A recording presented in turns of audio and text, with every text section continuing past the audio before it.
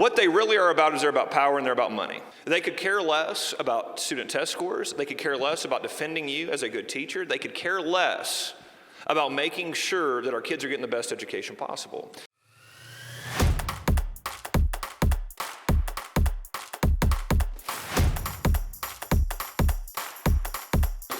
My background is I was a public school teacher from Oklahoma. Did that for 10 years. And, I figured out very quickly the teachers union lies. They lie about almost everything. They do. So, yeah. They tell you, first of all, they're looking out for teachers, right? Okay, well, first of all, let me tell you, that's not true. If that were true, where have they been all of the years that discipline has continued to go down, administrators haven't supported their teachers, and our classrooms have been run amok with the havoc that left-wing policies have been pushed into our class? Where's the teachers' unions defending the teachers that have discipline in the classroom so they can teach? They're nowhere.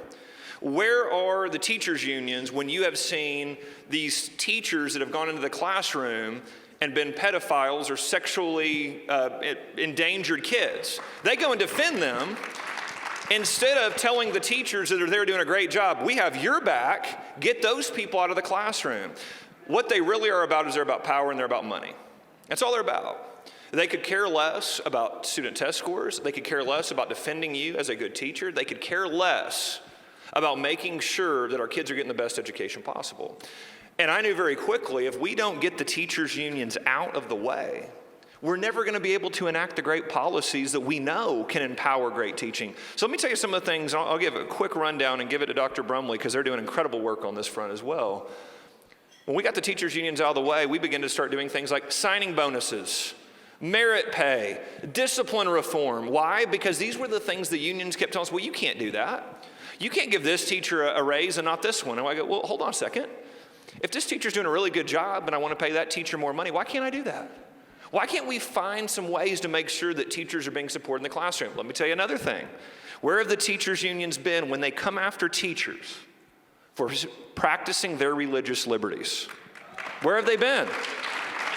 We have had in the state of Oklahoma teachers sued for having a crucifix on the wall, for saying a Bible verse, for having a Bible on their desk. That is absurd. That is ridiculous. The founders of this country would be appalled that that behavior is going on to target teachers.